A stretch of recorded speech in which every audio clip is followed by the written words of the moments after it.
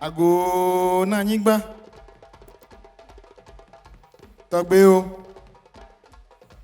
Mama o. Mile mi ayom. Mile mi ayom. Nananom. Ye fremo. Ye fremo. Ye fremo. Ye fremo. Ye fremo. All right, good evening. Welcome to Healing Harm, Healing History, an emotional justice experience. Do we know how to utilate? Okay, don't worry, I'll teach you. Thank you so much for taking the time to gather to join us. I wanted to simply set this stage by inviting you into this particular world and work of emotional justice. It is a racial healing roadmap that centers global Blackness. And that is really important because so much of racial healing has been decentering Blackness and so often centering whiteness. And this was about saying, what is it that we need? How do we grow? How do we move? How do we heal? And so this roadmap and framework is the work of a 15-year journey across 5 different cities in Accra, New York, Philadelphia, Cape Town, and London. And it was built and shaped through my experiences, both within part of my family, and then expanding that through my profession as a journalist, and then to the wider space in the wider world. Shall we take a deep breath? And let it out. Oh, Jesus, it'll be alright if he changed my name. Ooh, that's Jesus, it'll be alright if he changed my name.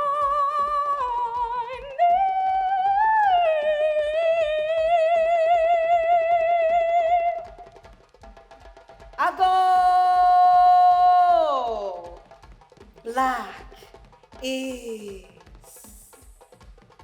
Black is Aquaba. Black is Wagwa. Black is you good. Black is Amandla. Black is Pitch, Patwa, Ebonics. You speak black, right? My black, your black, his black, her black, our black. Who's black? Black carries pain. Black holds trauma. Black means rupture. Black has meant, enslaved, colonized, weaponized, demonized, objectified, traumatized. Hey, you people, them people, anti-blackness. What about anti-blackness? Do we speak that too? Can we stop speaking that? Pouring that all over our beautiful nappy heads? Black is Obroni, Oyibo, Kwere. Black is African booty scratcher. You're black? Maybe it's New York, Detroit, Chicago, it's North Carolina. Your black is remaking due to a history that took everything. Your language, your culture, your history, your names, your lives. You're black? He is Barbados, Antigua, St. Kitts, Trinidad. It's Patois, community, calypso, reggae, steel pan. It's the music of your language, the richness of your legacy, the power and pain of your history. It's the soon come of your soon come. Jamaicans, stand up! Black is distinctly you. Black is reeling. And we need healing from enslavement and colonialism that created 2 wounds. The wounds of the kidnapped and their descendants and what they endured and continue to endure, and the wounds of the nations from which they were taken, the wounds of family and nation forever scarred by the loss. We call it emotional justice. Black is.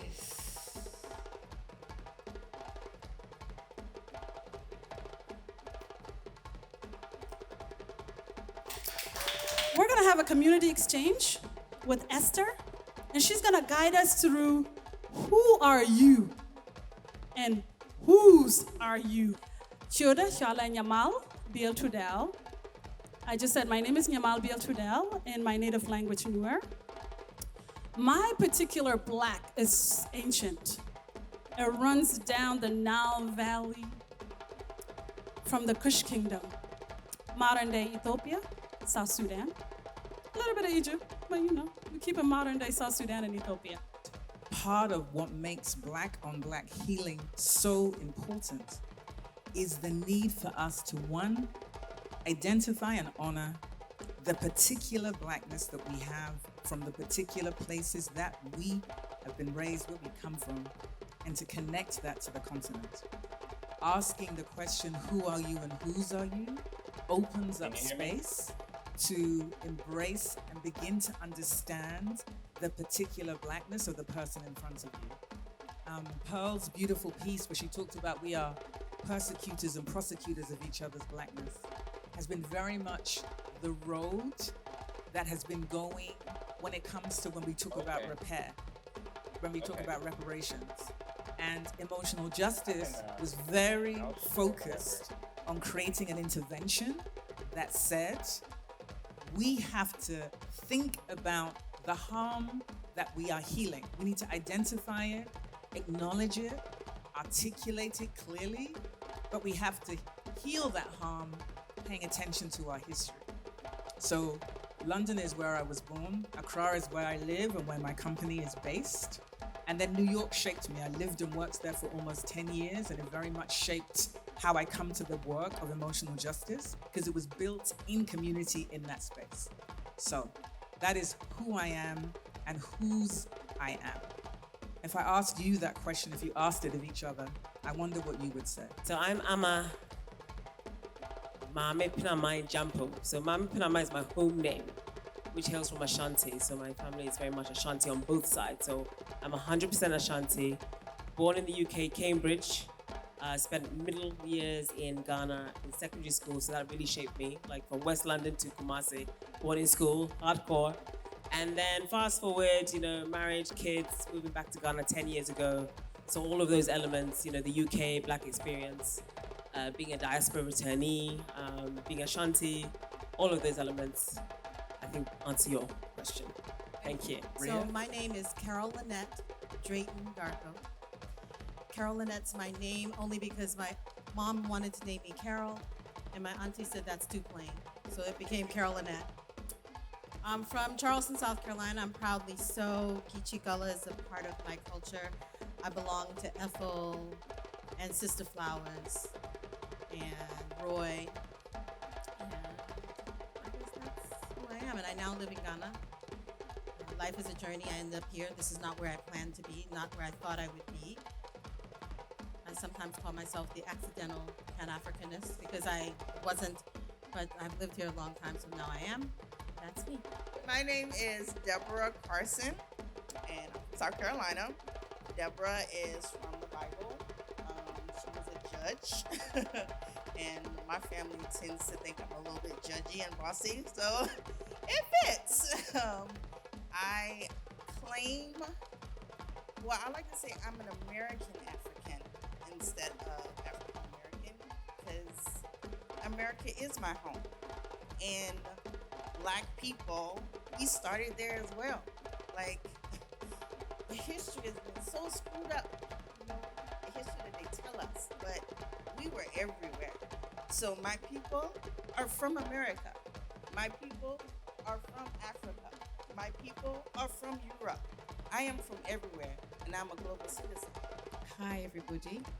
My name is, Since I've been in Ghana, I use Aquia. I'm Wednesday born, and I will be using Aquia from now on. I've researched, I was born in the UK, my parents are Jamaicans, and I've researched how to put Aquia on my passport. It's not that expensive, and it's something that I will be doing. And the reason for that is I was born in the UK, my parents came from Jamaica. I just have to say they didn't know any better. They gave me the name Eileen, which is an Irish name. The only good thing is that Eileen means light, okay?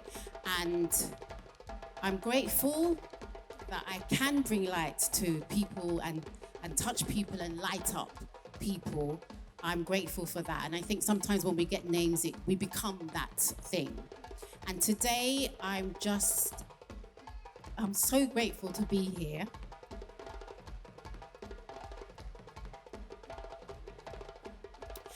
And the reason I'm grateful to be here is because I'm on this journey that I had no idea I was going to be on, and I'm finding myself. Thank you so much for giving us the opportunity to heal in this way, and so that we can connect, that we can just be who we're supposed to be, find our purpose, and attach ourselves, and just don't lose ourselves anymore, and just be connected like, you know, like we can never ever be broken again. That's how. Who am I and whose am I? I am no one. I'm just a daughter of the soil, birth to parents of the Upper East and Upper West regions of Ghana, and given the name Hafsha. Hafsha is a name from the Urdu descent, just the same as Hafsa, which is Arabic, and Hafsha means a young lioness. I don't know what my father saw in me and actually gave me that name, but when I go somewhere and I am asked, what is your name? I tell them my name is Adulum Hafsha. I tell them my name is Adulum because I want them to know who I am and where I come from. Adulum is a Fafa name, which means warrior. I actually don't know why I was also given that name too. You know, it's our family name. I just don't know. Probably it is the spirit that led me to just be birthed in the Adulum family. Because looking at me, looking at my skin color, looking at my veil, looking at my eyes, I'm even judged before I even open my mouth. You know, I have a story to tell, and I need to have that strength to actually tell my story. So actually, my name actually tells who I actually am. And so whose am I? I am just a Fafa, a Ghanaian, and I'm proud of who I actually am. Okay, my name is Josephine. So my cousin just told me about this program, and just seeing the word emotional, I was like, okay, I'm gonna be here because I have a community that we do emotional, like stuff like emotional mental sobriety. So when she said that, I was like, yeah, I'm coming.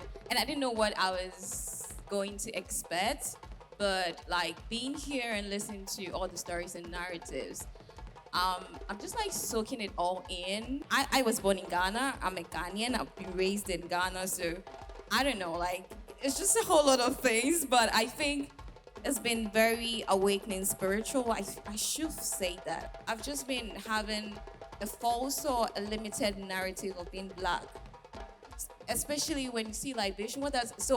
I actually asked myself, what is libation? When I was certain, I was actually asking those questions. So what does it mean to me as a Christian? And in terms of my faith, like how do I reconcile this in a way that it adds up to who I am? Because sometimes I feel like I'm losing my blackness. I don't know who I am anymore because I'm a product of all these things that are changing, and I like all of it. So, I mean, the reason why I didn't talk because I actually don't know who I am. Because I'm still, I don't know, because I feel like I'm a bit of everything.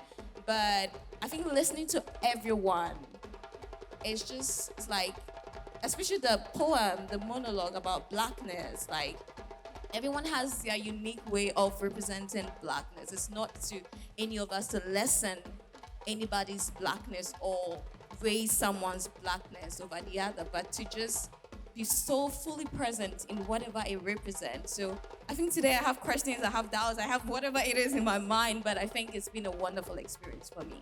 Yeah. My name is Cheryl Selassie Ntumi. Cheryl because, well, apparently my father got it out of a book and he just liked the sound of it. Selassie because I'm Ibe and that's an Ibe name. And Ntumi is quite a common name in my hometown of Bando. If you go to Aloyi, you'll find a whole lot of Ntumis there. So in terms of whose I am, I belong to the Ntumi clan and to my mother and father.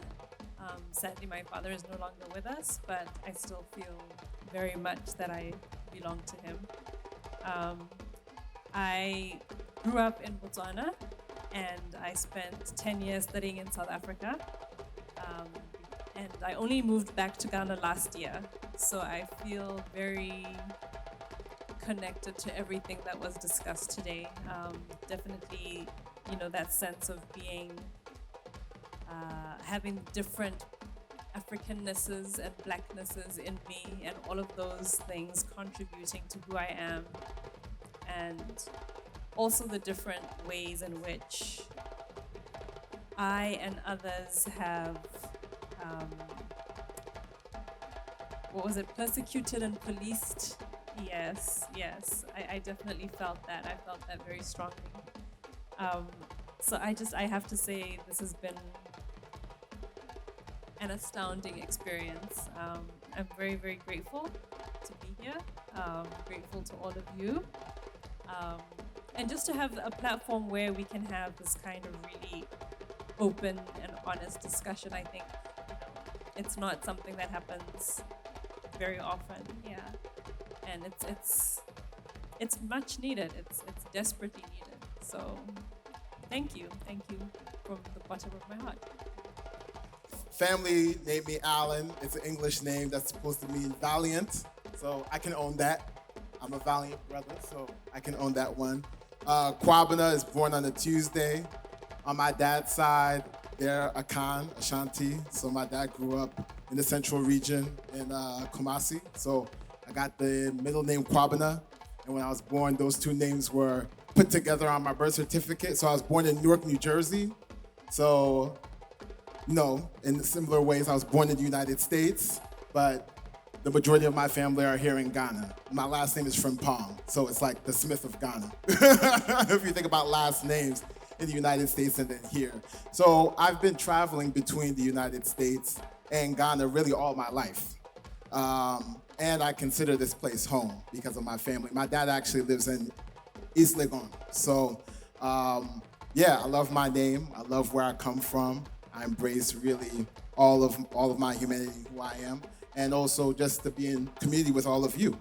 My name, I'm Raynell because my dad is Ray. And since I was a child, I've always said if I was a boy, I would still be Raynell, and he probably preferred me to be a boy. I felt that it's a different trauma. But I'm Louisiana born, that's where my mom and dad are from. Grew up in Oklahoma. Lynn is my mother's middle name, my sister's middle name, my cousin's middle name. A lot of us are Lynn in Louisiana. And Joseph, my grandfather's name, which I have yet to look into in Louisiana. I really want to research that. I've traced my lineage back to Sierra Leone. I claim my people who are rooted in Louisiana, I would say, in the South, but spent most of my time in Oklahoma. I'm now here in Ghana, and that's why. Good evening, all. My name is Na Twadwa Vanderpoy. I am Ghana-born, U.S. and British raised, mostly New York. I am a returnee as of COVID, and I decided I could stay here a year. And it's now been, 3 years? Yes. I'm a Friday-born girl. My people are gone from Adansi Manche in Jamestown. I no longer speak the language, but I totally claim my people. And my work right now here is to preserve my birthright. My father was a royal. We were given land on McCarthy Hill, and he's built a beautiful space there, which includes a Hindu temple. So I have mixed heritage and definitely a diasporan in so many ways, and I'm glad to be here, and Ghana is stuck with me. My name is Mohammed Mahmoud Kamara. I'm a Sierra Leonean. Mohammed is a leader because I was born on Friday. I'm also a Kofi because I am in Ghana. And but I grew up in Sierra Leone to parents who have history and ancestral connections with the Madinka Empire in Mali. And I lived in London for 10 years. I'm back in the continent. As a matter of choice, I've lived and traveled to 13 countries in the continent. My plan and aim is to travel to all 54. Hi, you all. I am Allyson Wilson. I am from Little Rock, Arkansas. Yay! Allyson means noble. Saraya is where the S comes from. That was Sarah's name in the Bible before the Lord changed it to Sarah. And that means princess. So noble princess. I think it fits me well, you know. This is my first time on the continent. And I feel like I am, whose I am, is all of you all. I have been embraced since I've been here. My family, the Wilsons, I come from Dr. Reginald Wilson as my daddy and Glenn Wilson, my mother, a family of educators. And this trip was just, it was a godsend. I was supposed to be here. Not knowingly, because I was supposed to leave today, but look, I'm here. So I know who I am. I am still figuring out who I am by being on this continent, and I'm just appreciative of being in a space with you all. My name is Nana Mwako Anin, and I'll share what I reflect here, but I'm just reading this, Library of Africa and the African Diaspora. I wanted to take a moment to acknowledge the space, to acknowledge first that Esther is like liquid gold. First, give her a hand. She's just amazing. Her oration, her power in her words, but also to acknowledge where we are. For someone of myself who was raised in the US, and for most of my elite education, I was the only Black student in every room. For someone who practiced law and who was an educator and then a prosecutor, and then spent time in libraries where the books were courtroom books that were rap sheets that were not words about us, they were words against us. Okay, and then also say again to just acknowledge Library of Africa and the African Diaspora. For a child who went to school with white children for most of her elite life, the first time I saw a map of Africa was in the art history department at Columbia University when I was 21 years old. And I craved and I mourned the fact that I had to go there to find my map, and I still have that map. So just wanted to thank the space, right? And also to thank Esther for bringing us to this space. It was a mission and a vision for why we're here. So thank you so much. My name is Holali Ashi. Holali means my Redeemer lives. I'm an ever. And Ashi meaning hand. So I am an ever. I'm also partly Jamaican from my mother's side. And I was born and bred over here in Ghana, Accra. And I have been going through this journey of understanding. I never understood how privileged I have been being a Black man born in Africa, not having to experience what a lot of you have. You are healing. I never understood it until I got employed by a white Black American, and I saw it firsthand that this man has gone through a lot. I'm trying to learn what it feels like being black outside Africa, growing up in a system, not feeling as if it's your home. Yeah, feeling like the alien. Yeah, so that's what I'm trying to do, to absorb, to understand, and this is my journey. I've been here now in Ghana for 9 years, and I came from Sierra Leone, and I came from London, and always looking for my space, and even in my own family telling me that why do I want to be so black? You know, when I'm already black, and we're already black. But I come from that, they call it farming, where I was fostered by white people, and I lived with them, and I'm like, what's so special about you? I'm special. We're special. I have 13 siblings, all unique and different, so it took a long time to forgive them, to be their different, so I can be my different. And when I read that book, you know that book unearthed so many different emotions. And these emotions are raw every day, because every day a new awakening gives a new meaning to that thing. And you're like, when am I going to get it? It's a lifelong mission, and that's why this is an educative book. You read it and you see something different every time. You experience it in a room like this, and it's different. Thank you. Asking me to speak. I just thought, I'm late. What can I say? Thank you so much. Well, family, these are the emotional justice queens. So thank you for being in this experience, in this journey with us tonight.